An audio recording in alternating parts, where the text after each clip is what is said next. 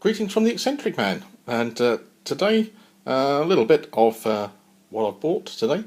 Went out to the Letchworth Modelling Club, and they had a showcase open day. Lots of some traders and modelling going on, different types, and went off to there to pick up a book and some bits and pieces. So we'll have a little look through what we got. Got some figures which I was not expecting to see. Something for the painting station, and something for the American War of Independence. So let's have a look what we got. So first up is this little paint station. It's got the water bottle, water jar, and it's hexagonal so that you could actually undo the top with one hand.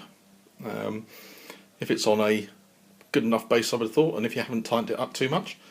But yeah, just a little MDF base to hold your paints. So obviously not going to fit my foundry ones, but certainly for your Vallejo.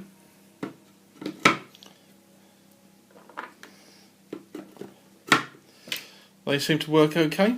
So I can use those for the figures. I can pick out the selections that I have and have them there. Also, it's got a little ridge so you can put your paintbrushes down. Stops the paint going up into the ferrule.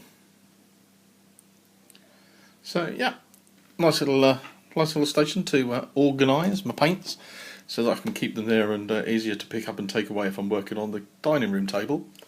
And that came from a company called Sphere Products, and you can find them on the net if you just look at www.sphereproducts.co.uk, and they do a large number of paint trays. They do storage systems, workstations, transit cases, vices and clamps. Apart from my hands, I could do with a vice and clamp for this, I think. Custom design service, laser cutting, 2D and 3D CAD. So quite a selection of things. As I say, find them on the internets under www.sphereproducts.co.uk, and this cost me £20. It takes 14 of the Vallejo pieces, and you can see the lid there undoes, does up. It comes complete and put together. It's got rubber bases, rubber feet on, screwed together. Yeah, that could be quite useful, I think. Next up is some bits and pieces from a company called Parkfield Miniatures. They had a stand there today, and I spotted a few bits of accessories. They do a nice range of black powder figures, and also a Vietnam range, which is interesting. The models are, let's have a look what we got. We've got a limber for our artillery piece. We've got the Warlord Games artillery in the box. So we've got a metal horse, bit of chain work on it.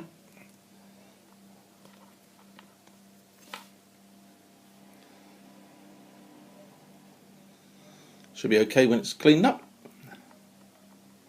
Don't think it's actually going to stand up. No, the bits on the bottom are a bit too big until I take them off.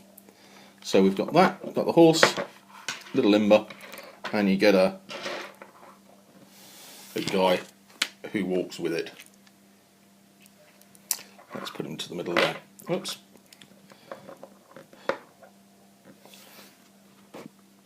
What I did find, though, that they are true 25mm, so from foot to eye. If you put them in comparison to, I don't know if he's going to stand up, Galloping Major, who are probably 28mm heroic, at least. So yeah, he does look like a child to a degree. So he he might have to be a child handler for the horse. Doesn't sound right within that. So not the figures range wasn't suitable for me, but they do a very nice range of figures, quite comprehensive. But they are much smaller. I would hazard a guess. I've not had any Perry figures, but I would guess that they're more in line with Perry, who are more sort of the 25mm figures. When you compare them with the Warlord game stuff and the Perry miniatures, it's much the same. Perry are what I would say true 25mm.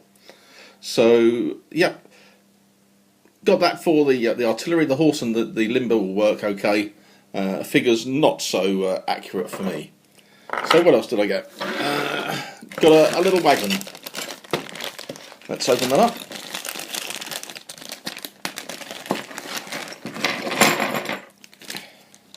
So again, metal, wagon base, a little bit of flash on it. There you can see. Just come off with a knife, I would hazard a guess. Yeah, just a bit of flashing on it. Buckboard wagon or whatever it is. Seat for the rider, I presume. 4 wheels, 2 horses, a bit of flash on the horse again. Just need a bit of cleaning up. Metal does seem a bit rough, really, the surface of it, as the casting goes.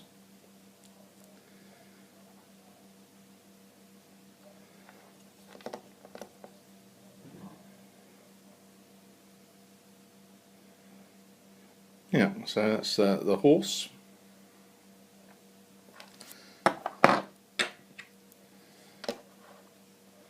Wheels are going to need a little bit.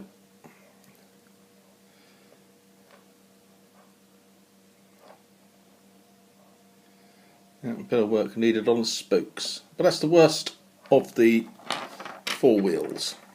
And to be fair, that's the worst of. Oh, that's not so good, is it? A little bit of mist moulding there.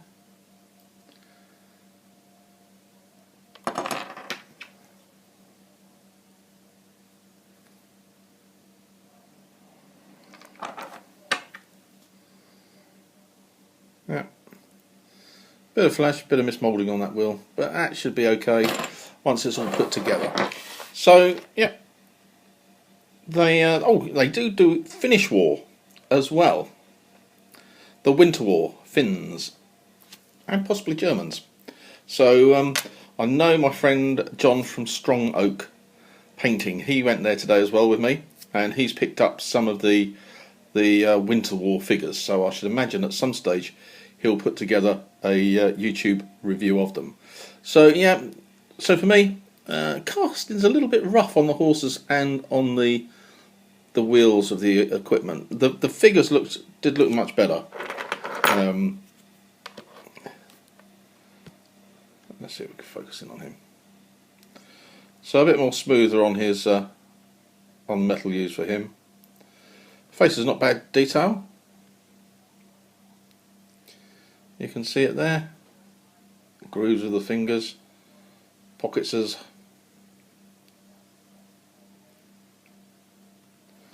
but is true 25mm. That's the oven beeping. I shall have to go and turn the fish over back in. Last but not least is this book from Osprey. I picked this up from a new company on the Facebooks. He's just started up his business of military book sales, and it's Sword and Scabbard books. You can find them on Facebook. Just put it in the search and have a hunt for them. It's a chap who I've known for some time through the wargaming community, and he's setting up his own business with wargames books, wargames terrain. I'll try and find a link to his terrain page as well, and I'll put that in the information below. But yeah, very timely and very useful. Saw this on his Facebook page, and I thought, yep, that's for me. So it's the British Army, North America. It's a hardback edition. Let's have a look. Oops, at what we've got inside. So, cost me £7. I think probably a good reasonable price. It's got information about the American War of Independence. key events as we go through. Colour plates, as all the Osprey books do have. And what's good, it also gives us the regiments, their names at the time, their modern day names if they now apply, the date they arrived and the date they departed, and the colouring of the facings. So yeah, really good. That's going to be really good for me. Very timely and useful, that one. So the British Army in North America. Amusingly enough, he also had bought himself at some stage, so just dropping down, the colonial militiamen, which you can either use, you can use them for the American War of Independence, but you can get away with them as well for the French Indian War. So yeah, box of 30 of them, so I've added that to my stash, and where I had 280, I've now got 310 to get on. But I have painted up some as we've been going along. As we've got there, you can probably just see at the back, paintbrush in the way. I've got an artillery crew of 4 men, I've got the little gun painted up, and I've got a regiment of 10 men and an officer. Setting them out initially for muskets and tomahawks and sharp practice 2. These are going to be based individually on pennies, so that I can get some bases from war bases which have got the magnetic insert, and that's how I'm going to work those. Got my desert rats at the front that I'm doing a bit of work on. Fences that I've been working on as well, that came in the Liberty or Death box, and of course the wooden blockhouse. Well, you can see the SS men still sneaking in there. So yeah, that's as we've got. I think I'll be doing these, some of these next, because they're useful for 2 systems. So thanks very much for watching. If you liked it, give it a thumbs up. Share with your friends if you think they might like it, and subscribe if you haven't. Next up, I think will probably be a unboxing. My wife's still recovering from her operation, not being able to get a game in yet. Might be able to get one in next week. We'll see how she is. But that might be the unboxing of the British paratrooper Jeep from Rubicon. We've got that to put together, so we'll probably do an unboxing on that. So until next time, thanks very much for watching and take care.